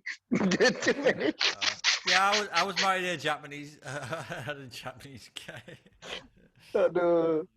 Okay, go on. Then was so you guys did a recording there. Yeah, we were recording there, and basically that was another time when I just used to get drunk, so crazy. The first thing I'll wake up in the mornings and I have a drink before I even start my day. That's the fucking raw end of alcoholism. That's what that is like. Yeah. So I used to be ticked off, and she says, "Listen, you know, you can't keep doing this. You can't just, you know, keep drinking before you even start doing anything." She says, "If you want, just have a joint." Drink, you know? Oh, but also her boyfriend at the time was also a massive coke dealer. Oh, Jesus Christ. Fun and games. he used to take out the rock out of the So bag. far, we've got 2 massive coke dealers in this episode. Yeah, I for me, I can tell you, I came to the conclusion we used to freebase coke, because Whoa, we that's used to crack. freebase it. That's as close to Yeah. cocaine as you can Yeah, get. man. Dissolve. What you is that? purify it Explain. through water. I don't know. Freebasing. Sorry, Freebasing. Google it lah. Google it. Freebasing coke is when you mix. Okay. It's when you mix coke with a chemical, so then you can smoke it. Yeah. Yeah. It's ether Okay, go on. to Yeah. get rid of the impurities, and then you have to dry it out. Boil it in water or something, and dry it out, so you get all this thing. It's what Richard And- Pryor used to do before and then he managed to set himself on fire. Richard Pryor literally set himself on fire freebasing coke. Yeah. And then you put it into a bong and use a Bunsen burner, and you heat up the tube, and then you take a drag and you go, and it goes like, and you're like, oh, fuck, hell, what was that? It's what crack cocaine prior to Yeah. people realize it. Brendan was still not born yet. Yeah. The And Brendan still was not born yet. Not born yet. And anybody who takes one of those will want the Right. second one. Uh, So, That's Wait, what what? That's what made crack so addictive, because of, yeah. You take one and you want the second one. Yeah. Definitely. You won't say no to the second one. yeah. Because Oh, the yes. rush is like nothing. It's just like, mind exploding Crazy. stuff. It's just like, boom. and I remember once me and my friend, we were supposed to sell like 6 grams of cocaine for his girlfriend, but we ended up smoking it the whole day. We were just up there. Smoked the whole I think thing. we can easily say this podcast is going to be released when the fucking Registry Order's finished. This is No, this for the box set. We'll keep this for the box set. This is not getting released next week. This is collector's edition only. There's no chance we are releasing. I think the this live one will just bleep out everything. With a Bleep? black Yeah, that'd be background. fucking cool. Yeah. Ken Lim, you're a deviant. We'll replace every time he said cocaine, we'll replace it with like nasi lemak. Yeah, That's no. it. A dub over of Ken saying we had nasi lemak. We just No. oh nasi lemak. Yeah. So we had nasi lemak the whole day. We'll just replace it with the product. That's the one the whole fun. Fucking hell. This is not getting And released then- next week. And then at the end, I'm at gonna the get end the of the fucking day, deported. Just bleep it. Just bleep it. Start charging people Yeah. for the uncensored version. and then at the end of the day, we were just sitting down there, and we were just like thinking, "Oh, we need some more nasi lemak." And, there's you would do anything to get some more nasi lemak, because Of course. basically Wow. that's it. You just You know when sitting you got there, good nasi lemak, yeah, there's no motivation to do anything only thing but on your to mind. get another nasi lemak. It's That's the only when thing in your mind. I knew that I could very easily, happily die on nasi lemak. Jeez. Let's That's- That's what Oh. you do. That's a Yeah. dark hole to be in. Wow. Yeah, That's Yeah. a dark hole to be in. that's because after that it's just like wow, there's Which is nothing straight else because compared. I'm currently reading Mark Lanigan's. Oh, Mark Lanigan's, but Mayu, you got that? Yes, Shit. I've got the PDF. So I started reading it today. Sing, Hey, sing Hey, backwards and weep. share with me, please. It's fucking. It's, Share with me, please. I'll share it with you. That's bleak Okay. as well because he was like he was in the midst of a KFC fucking addiction, like so he was fucking like he was saying he was quite happily like just same thing, quite happily just had to get the next one, like just had to get the next one.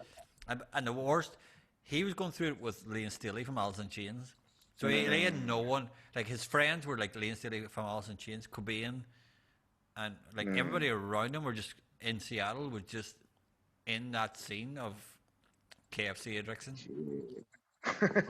we know what the KFC is like, but like they're all Yeah, of course. Yeah, of For a course. while I'm like, he really loves his chicken. they're all Yeah. like Original, not spicy. yeah, and like Screaming Trees and I'm Alice in getting Chains. so hungry right now. The Screaming Trees and Alice in Chains were on tour during the early 90s in Europe, like so like he's just telling stories about him and Staley just Cool. looking for their next fix, just nuts. Yeah, And like you're that's like, all. like And these are people I love and admire to death, like absolutely love and admire to death. I've been lucky to see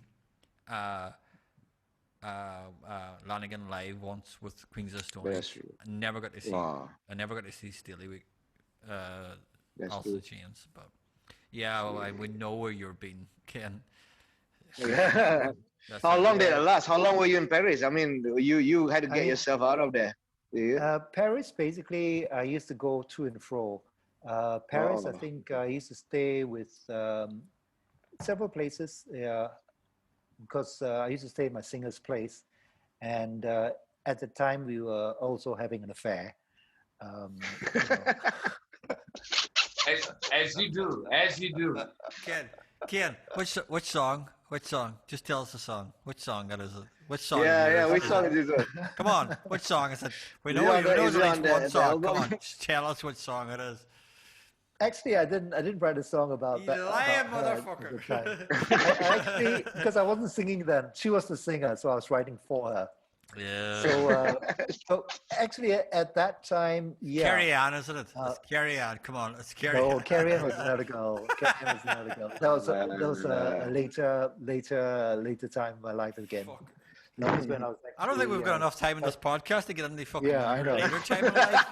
I know it's Jesus it's, Christ, man. That's why I say there's so many things that happened, so many things that happened, the timelines and all. So all let's, get mixed up. I think it's a good point now because like London was obviously a major. But let's leap, make a giant leap forward. Unless we book Ken for next week, lah. For Oh part yeah, even Max- in London, yeah, I played on Max Dennis booked for Russo's next week. record. So let's Oh shit! leap into. You move back to Malaysia and then you start writing your own material because I think you started writing your own Okay. material when you moved back to Malaysia, wasn't it? No, I actually Oh. wrote my first bits when I was in 2004 when I was Oh, so living in. You were still in London then in 2004. Yeah, still in London. Okay, cool. I So wrote most of let's my move songs. let's move into your raw material. You've decided, okay, I need to start writing my own material. Yep. So I was working in this guitar shop, and I wrote in the guitar shop because it wasn't a very busy guitar shop. It was a guitar shop in was it West Acton? Yeah, it was West Acton. So it was down a street called Churchfield Street, and there was hardly anybody there. So I just used to write songs and play guitar. And if any customers came in, I would try to get rid of them quickly because they're interfering. And I was so into. Then that's when I also started doing open mics, and I saw so many fantastic open micers there. Man, it was just a very inspiring time for me. That's and I wrote London, like a lot you're of just songs going to there. get so much talent. Yeah. So this was 2000s. This was 2000s already. 2003, yeah, I would say about 2003 because I released my first album in 2003, 2004. That's when I released it. So it must be, around 2000 and And the name of your first album? Kien Lim. And I mean, where- I and don't where did listen to it. And where did you record it? I recorded it in my bedroom on a computer, and it's just acoustic guitar, and I overdubbed it so acoustic guitar, and basically. Okay. In 2003, 2004, what was your DAW of choice? Cubase? Logic? It was, I think it was Logic. Yeah, it was Logic because I had a Mac. Jesus, it must have been grey Logic. It must have been the fucking like East Germany fucking Logic and back then, like, because I first got trained in Logic in 2004, and it was depressing to work on Logic back then. It was a horrible program to work on. Yeah. What were you listening to then? I mean, like, what were you informed by this period in time? Well, at this time, I mean, the thing that actually got me into writing my own material was listening to Gillian Welch. And it was the country stuff, and I listened to her music, and I thought, wow, this is such simple music, but it's so beautiful. So I wanted to do simple music and that kind of music, and she inspired me because I thought if she can do it, wow. So I started writing songs. That's why when you hear my first album and songs like that, they're very countryish, they're very folkish, and that's where I came from. Really, that's where I was inspired.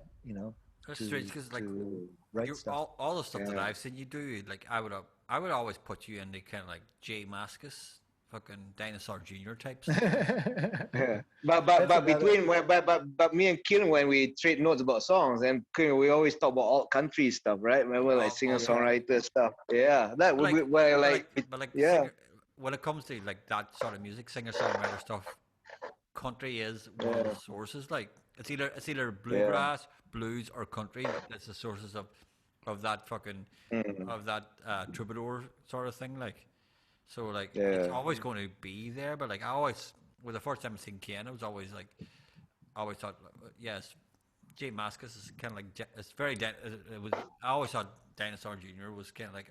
I didn't even know if you liked Dinosaur Junior, but for me it was that sort of music. That, Because when I first met Kien, that was like 2012, right? When you first heard in Penang. I didn't see you play yet. I didn't know your stuff yet, but we just hit off talking about music, right? So, but then like Derek said, when I started seeing you play, it's like, oh fuck, man, you just pick, man. the first time I seen Kien, and I've said it before in this podcast. First time I seen Kien was my first time ever in Murdicaria in 2014 when Marina brought me. I just moved, and Marina goes, "Oh, there's this club, this place I think you'll enjoy." Came, and it was you, Az, and the odd pairing. Riz Rashid doing this some sort of fucked up fucking like. That was your first time in Murdicaria. Yeah, it was my first time in Murdicaria, and it was fucking terrible. It was so bad. Individually on their own, it was good. Like I could see everybody had their own thing going. Like Riz had his blues guitar rock thing going, and Az had his jazz classical thing going, and you had your kind of grungy alternative thing, which was the thing that I aimed towards because that's the music I come from. Like I was going, yeah, it's some sort of and J Maskus kept coming into my fucking head. Like, but then when you start trying to collaborate, it was so bad. It was so obvious, and none of you had prepared for it. Like, there was literally no preparation for that fucking night at all. Like, I started looking at me and I was going, I was like, looking at it going, yeah, it's pretty bad. Az wouldn't have a chance between Riz and Kien, man. Poor Az, like, Az was just, like trying to teach you about fucking some sort of fucking weird fucking skill. These guys are like, hey, but is your album? Is it somewhere? Can we? The album's on Spotify. The original album. And oh, okay, cool. And if you want to, you can still buy a copy of it probably from CD Baby. I think they have one or two left, maybe. Nobody wants to buy it, so you don't hold any copies anymore. No, I don't. I remember when I moved, I just gave to the charity shop because I didn't want to bring any with me. I had enough stuff to move over. So what year? What year did you move back to Malaysia? 2011. So 2011. So you were in the UK for nearly 30 years. Yeah. Wow. Nearly 30 yeah, years. So it's. Yep. So that's a long time. when was it? A couple of years ago, I was living exactly 30 years in London and 30 years, including my youth here in Malaysia. See, yeah. Wow. See, Asma, I told you Kien was. Asma got shocked the other day when we told him. He's like, "What? No." Yeah, man, I didn't know, man. He's going, "No, he's not." Yeah, he is. How can it be? No chance. He goes like, "Yeah, he actually is." Like, yeah, man. Hold on. There's a few myths that we need to dispel here or confirm. Did you go to? Were you in the same class as Michael Verstappen? I wasn't in the same class, but we played in the same band. There we go. Oh, there you go. Played in the same band. He was the first one who turned me on to jazz fusion music, and we were in the band together. And what year was this? Oh, this is before I left, so it must be in the 70s. Yeah, 70s. So you and Uncle Mike were in the same band together? Yeah. Okay, so you're contemporaries then, like. See, Yeah, peers, man. Delta, and then we recorded some stuff for RTM. all right, cool. We did out, yeah. So Oh, and then I remember waking up at 6 o'clock in the morning to listen it being broadcast. So yeah, we did that in the same band, and then he left for Berkeley, Left for London. and I left for London in '80. Yeah, You may after he left. you may may have got the better deal here. I don't know. Like you may have got the better deal. Musically, Uncle Mike probably got the better deal, but like No, man. life Yeah. experiences, you probably got the Journey, I think your journey was, yeah, man. It was a very interesting journey, shall we put it that way? I fantastic think journey though. Like Yeah. you It's can't like, write that sort. Like you can't like you look back and you go, okay, there was some experience. You can't write that sort of stuff. Like those are experiences that like, see the person you are. Like fantastic a experience. lot of different lifetimes, I would say. You know, Yeah, it's like absolutely, phases like- you go through. It's like, wow, that was one lifetime away and ago, and it was different kind of thing. You know, I mean, the thing that remained constant, obviously, were the drugs and the booze and all of that kind of stuff. You know, so that was a constant thing. But yeah, the things that happened, yeah, quite a lot of stuff. I used to work in Notting Hill Gate, another strange time of my life. Do you work Notting Hill? It's crazy. Did you work Yeah. in the carnival? Were the areas? Yes, I did. I used to live right in the center of where the carnival used to be. That and I must used have to been hang out. fun. Wow. Wow. Was this There during were- the was this during the 90s? Yes, So and I would stick my head not, out. and hold there were on, three not different clubs. Notting Hill during the 90s with ecstasy fucking around like Jesus Yeah, motherfucking yeah. Christ. That's when I was Wow. going out. I was going out with another French lady, a French lady, and Oh my we were God. just hammering ecstasies. Like, you know, we used to buy Yeah, ecstasies. This and- podcast won't be released until about 2023. No chance. Now we have sound bites of us saying nasi lemak. So, we can just- So now it's nasi going to lemak. be candy. No, Andy it's gonna lah. be, Andy lah. But by now, Brandon has existed. Notting Hill, By now, In Brandon Yeah, is just like Notting Hill back speaking in then must be, sentences, baby. it must have been amazing. Notting Hill back then must have been amazing. It No, must I think have been it was amazing. absolutely Yeah. Yeah, amazing. because you've experienced all the drug subcultures and all that because that goes with the music, It's not you even know, the and drug, and it's not even the drug fire. subculture. Like the Notting Hill, like it's even the social subculture. Like Of course, Notting yeah, Hill, yeah, no, it's all related. Yeah, it's the Caribbean the- subculture with Notting Hill Carnival. Like it's just fucking you're in Of course, amongst all the course. Caribbean fucking people. Like just and it's party time. Like and it's course. everybody's your best friend, especially on ecstasy. I bet. Everybody is 100% your best friend. Like Oh yeah, of course, everybody's your good friend, man. everybody's your best friend. I like. bet I bet Ken was like trying to escape this town, like enough of the party, and then you end up another party. We used to go to, I mean, at that time, you know, parties and staying up late and staying up until 7 o'clock in the morning was normal. You know, that's what you do.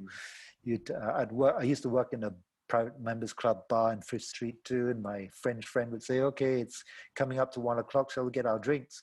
So we would drink like three, we used to make our own drinks, obviously. We used to drink like 3 Long Island iced teas within the hour. And Wow. basically, that would keep us going right up to 6 o'clock, 7 o'clock. You know? We just hit all the underground bars and all the bars that stayed open until 6 o'clock. And they used to be really dodgy things. I tell you, I mean, one day I was there and I didn't notice these 2 guys. They were sitting. One was sitting in a chair, and the other guy was standing next to him. And I was standing there. I didn't notice him, and he just pulled me by the hand, and it was just like his grip was just like really, really tight. I couldn't escape. And he just said, "What's the time?" Okay. And, I guess I said 6 o'clock. And okay, it was 6 o'clock. So he let my hand go and he said, "You're one of them, aren't you?" I said, "What you mean? You're queer, aren't you?" And I was like, "Fucking hell!" You know, this guy. You know, he wants to pick a fight, basically. Yeah, he was like, What? he was looking Yeah. for, he was a homophobe looking Yeah. to kill people. Yeah. Like, Yeah. fuck that guy. Fuck him. So you get those kind of experiences, and his friends just standing next to him, and they're just like looking straight at you, straight Yeah. at you. But So I think it was just waiting for the wrong answer or something to But give him a reason to. Oh yeah, we were all Shit. like on like as Hunter Thompson so eloquently said one time, you can turn your back on a person, but never turn your back on a drug. oh yeah, People Hunter are- Thompson, man. when people are on drugs, just try and keep yourself what's going on away your surroundings because you can turn away from a person, but you can never turn away what the drug will do to that person. Like, and You like can always turn away from a person, but you can't turn away from the drugs. Yeah. Yeah, Hunter Thompson. yeah, Yeah, fuck, man. That kind of experiences suck, man. yeah. Shit. Anyway, so yeah. Yeah. So where were So, we? what brought you back to sunny old Malaysia? You know, Yeah. like Yes, that's right. sunny old Oh, Penang. You know, Your first, it was a girl, actually. your first band, girl. Okay. Like, okay, we will leave it here because we've got about 10 minutes left in this one. But I'd rather just kick in for our last session on being back in Malaysia and your full album, a full band Okay. album, like which it's a great sound album. So I really want to kick in with it. Thank you. So like, Okay. so we'll Lovely. One of my favorites. We'll chill for 10 minutes and then come back in with probably the last session with being back in Malaysia and your music, your actual original music since then. Okay, everybody okay with that? Yep. Yeah. Okay, cool. I'm So cool, we'll but I'm see just everybody- All right. See everybody in 10 change. minutes. I'm gonna get out of this. Bye. You change whatever you want. Alright. Fibbing, you weird fucker. I don't know what the fuck. Change it. Oh, changing, huh? Yeah, it's What do you weird have to changing, change Yeah, when what- you're occupied the last 1.5 hours? What are you changing? Yeah, Phoebe hasn't said nothing the whole night, but then he goes, I need to change. Like, yeah. I need to change. Like, you know. You change away, Phoebe. Change away. Good night. And it's part 4 of the Kien Lim podcast. Wow. My Oh, goodness. God, we're really. I think you're only the second person to do it, Ken. Yeah, Really? yeah, Yeah, man. You and Ziavi are the only two that Yeah. managed to get into. Yeah. Yeah, I met she played at the canteen once, so we I asked her to play there. So she did an Nice. impromptu thing. Yeah. Sweet. So when did you start? When did you start curating in Penang?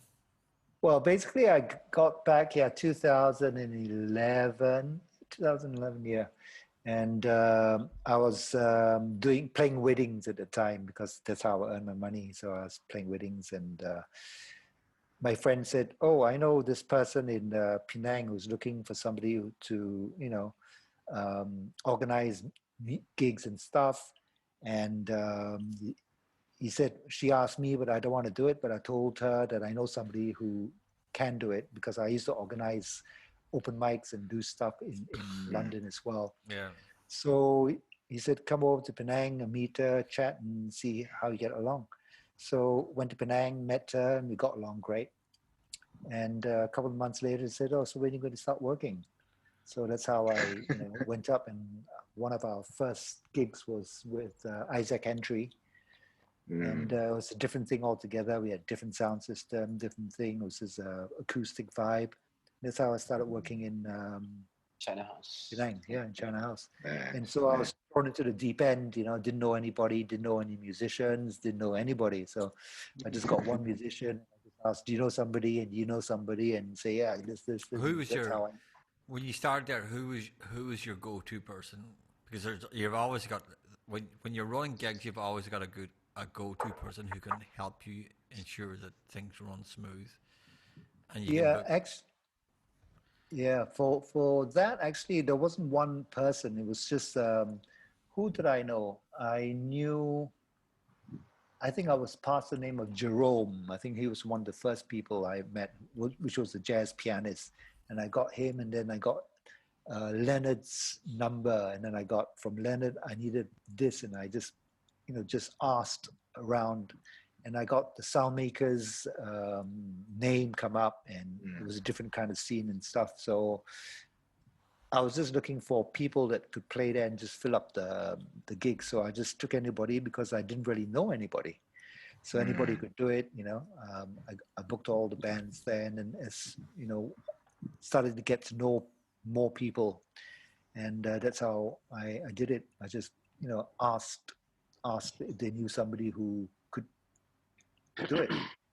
So it's just I didn't know anybody. I just asked, got all the phone numbers, and that's how I started. So you're not from Penang then? My parents are from Penang. I mean, I used to come up to Penang every December when I was a little kid. Yeah, but because because but they used to It sell. was a long journey. It was a long journey, or did you fly out? It was like 8-9 hours back then. Yeah, my dad used to drive, and I used to love the trips up. It was so amazing. But musically, you had no connection to Penang when you started working this job. Musically, did I have any connections there? No, I Yeah. didn't. I just asked around. I just asked who played where, and as soon as I got somebody, I asked them if they knew somebody, and when I got to know that person, I asked just numbers. That's how I got to know everybody. Cool. So so that's how it started, and then obviously because I was living in Petaling Jaya at the time as well, I used to go to and fro all the time. Every weekend I used to go up to Penang, and then during the weekdays I was in KL. So that's how I started doing stuff in KL as well, and meeting people down here. So And so your album, your full band album, how did you come in contact with the drummer? Because on your full band album, the drum sound is fantastic. Yeah, so the drummer basically, how did I know him? He used to play for other bands as well. They used to play in China House, and thought, wow, he's a good drummer. Okay, maybe we can ask him to see if he wants to play some stuff. So he's the brother of a very talented drummer as well, another session drummer, Jonathan Scully. And this guy was Jordan Scully, and he's a great drummer too. And he was happy to play with us. So I thought, okay, let's do it. And basically, how we came to record the stuff was Clarion Music at the time had a program which were recording, people that they liked and signing them to the label, and they were pushing on their own thing to demonstrate. Basically what they did was they had CDs that were demonstrating their music in cars and stuff. And owner of Clarion is a big music fan, and he wanted to start a studio there, and he went to London to study SAE, the SAE, to become a sound engineer. But when he got back, he started the studio, and he met people in SAE to ask. And the engineer who recorded our stuff was from SAE from London, and he was an English guy called, what's his name? Colin Brain. Yeah, and so they signed us up, and they signed several other Penang artists up as well. So basically how we did it was I just went in there with the drummer. We played live. He recorded all the stuff, and after that, I just went back and did the overdubs. I did the bass. I did some vocals there. I took some of the vocals back to Petaling Jaya, recorded the vocals there, and then sent it to be mixed. Yeah, so it was recorded in a very good studio. They had all the good mics and stuff. They had Vox AC30s, Orange amps, Marshall amps, all the stuff. So it's a damn short album, man. I fucking love it. I love that. Okay. Who mixes? Thank Colin Brain. So he mixed it, and I mean, the drum sounds fantastic. I mean, the drum sound is the one that I latched onto in your album. Like, it sounds absolutely fantastic. Yeah. Punchy, fucking good, big drum sound. Like, sounds really good. Yeah, he's gone back to London now because his contract was over. I think he stayed for 2 years and did the engineering for Clarion. Then after that, he went back. So he's back in London now. Are the studio still around, Ken? I don't know actually because I don't hear very much. I think the other person, I think it was what's his name? I don't know. Some other guy took over engineering, and he's a local from Penang. So I don't know if it's still going or not because ever since then I just looked up. Let's see. Damn. Yeah. So so that's how it came about, and it was fun. It was good. It was an experience, basically. It's a great album. I remember you were, I think one of the early gigs I played when, I think it must be 2012, and you were talking about recording, and you're saying, later on, I met this young kid. It's a really good drummer. He's a kid. And it was Kali, right? Yeah, he was about 19 then, I think. 19, not even in his 20s. Now he's 20, mid-20s now. Married. Married. Great drummer. Great fucking Yeah, drummer. man. Solid, Oh, man. Yeah, So, that's how Ken, it came about. and then, so when you were playing in Penang and then you started coming back to KL, how was it that you got into like the KL scene and then started meeting people in KL and then playing in KL and stuff? The first time I played in KL was actually from Reza Saleh. He gave me a gig with Moonshine. All right. Yeah. So that's the first time I played, and this was when I hadn't returned yet. I was traveling from, I was holidaying in Malaysia, and that's how I got my gigs. And then when I actually came back, and I think, it would be Merdeka Ria, really. Merdeka Ria is the place where I started playing my own stuff. I played my own stuff in China House, of course, because when it was first starting off, there weren't musicians, and I booked myself in to play as well. So I used to play my own stuff there, and that's how it started. When I came back, the only other place that would have my music was Merdeka Ria, because I couldn't play anywhere else. I was only playing originals. So I think, I don't know, when did Merdeka Ria start? 2013. 12, 13. Yeah. 12, 13. Yeah. That's ngam when you got back lah, about that time. Yeah. So and before that, I played a few festivals then. I mean, I played the Penang World Music Festival. I played Rimba, that in Borneo. Sandakan. Yeah, Sandakan, that's right. Yeah, we were there. Yeah, you were there. Yeah, that was fun. That was fun time, man. Oh man, cool. That was good. Yeah, that was like mid 2000. Yeah, that was about. Yeah, that's true. Huh? Yeah, Man, it was good. I talking mean, it about was nice. Yeah. It was nice. Yeah. How has it been so far, man? Ken? Say again? How has it been so far? Like, it's been so much, like, your whole entire journey, like, Yeah, this is probably the most chill period of your.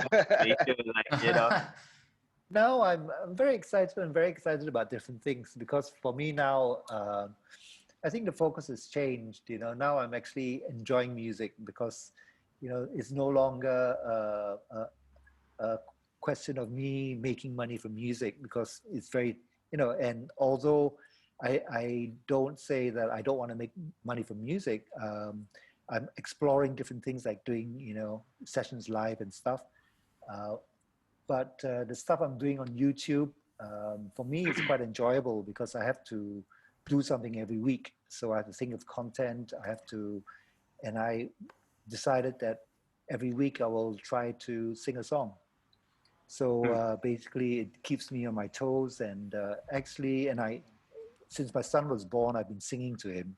So actually, it's been, it's been quite amazing that since my son was born, my voice has actually gotten stronger because I would sing to him. Even when I speak to him over the phone now, when we see each other in video call, I sing to him as well. So nice. and obviously, yeah. And when I'm demonstrating all the stuff, instead of just playing random things, I was thinking, well, I'm not really a guitarist. I can play guitar, but I used to be a guitarist, but now I play guitar for my songs. So I'm, interested in, I'm a songwriter and a singer, and my guitar is a big part of it because I'm very interested in big sounds and tone and getting all the, but and I can do certain things. And actually I do intend to play more guitar as a guitarist, but somehow I'm not that way motivated. I get more enjoyment out of playing a song, composing a song, and performing that way, and putting something different to the song because I am a guitarist, so to speak. So that has been really good for me by starting this channel because it keeps me on my toes. I have to do something every week. I have to think of something. And sometimes I don't get it right the first time. Like the last episode, I was actually going to show my acoustic guitar and do an acoustic performance. And funny enough, it was Carrie Ann I was playing. So I actually recorded the thing. I just put TLM 103 in the middle of the room, and I just played my guitar and sang into one microphone. Whoa. Just don't say you've got a TLM 103 and pass it off like it's like the most normal thing in the world. Does anybody know what a TLM 103 is? Now you will tell us the magnitude of what Ken just name dropping, model dropping things like, testing us. We have things hanging around here. It's a Neumann TLM 103. It's a fucking 5K ringed mic. Yes, it's fucking not just hanging around. I bought that microphone in London. Fuck you, Kien Lim. Yeah, I bought it in London. So that's one of the. I mean, when I left London, I only brought a few things. It's a beautiful fucking mic. Generally, the TLM 103 is used in what is traditionally known as a triangle thing to record strings. Generally used in an orchestra, stuff like that. It's a beautiful mic. It's an absolutely. So it's got gold in it and shit. It's not got gold. It is kind of. It looks like a wee stumpy mic. Doesn't look like the classic. Oh. It doesn't look like the classic mic like that. Okay. It's more of a kind of pudgy mic, but it's a fantastic fucking mic, especially for string instruments. It's absolutely beautiful mic. So yeah, just picks up everything. Yeah, so don't just say you just had it hanging in the room. But you see, the whole thing it was so very precise. So when I listened back to the stuff, I thought, well, I can't do this. It's just like. It doesn't work. Fucking Neumann. Of course, it's going to be precise. Yeah. It's very. It picked up too many things. It's a very honest mic. It's a very honest mic. If you're shit, it's going to tell you you're shit. Yeah, absolutely. Okay. It's just like, and you can hear everything basically, the hi end, everything. So I mean, I listen back. Yeah, it's a beautiful mic.